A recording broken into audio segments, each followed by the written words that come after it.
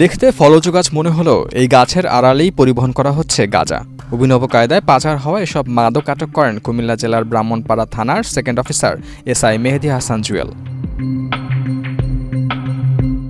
সারি সারি সাজানো লিচু, পেয়ারা, লেবু ও জলপাই সহ ৬টি গাছের চারার মূলের সাথে পেঁচানোর প্রতিটিতে রয়েছে ১ কেজি করে মোট ৬ কেজি গাঁজা।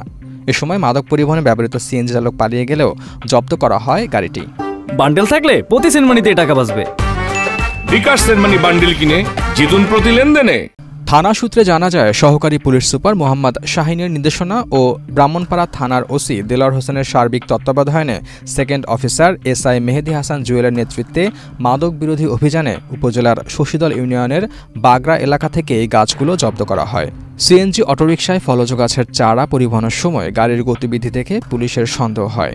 পুলিশের উপস্থিতি টের পেয়ে সিএনজি চালক গাড়ি রেখে পালিয়ে যায়।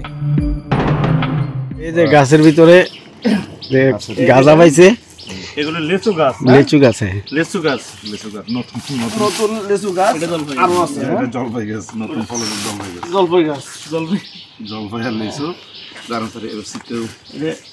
দেখেন মানে এই গাছগুলির মধ্যে কি আজব পদ্ধতিতে এখানে খোলাটা মহিলাটা জানে গাঁজা কিভাবে প্যাকেট করছে বলেন। এই যে গাড়ির মধ্যে দেখেন অনেক গাছ আছে, প্রত্যেকটা গাছের মধ্যে এইভাবে প্যাকেট করা আছে। এই যে আমাদের নিউ আপডেট টেকনিক, এটা অবিশ্বাস্য একটা বিষয় যা আসলে কল্পনার বাইরে। একটাবার চিন্তা করে দেখেন মানুষের কি মাদক কিভাবে নিয়ে যায়।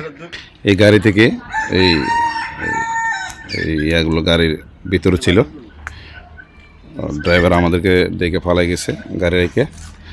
তো এইটা হলো সেই গাড়ি।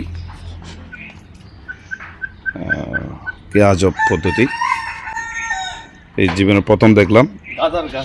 হ্যাঁ, গাজার গাছ,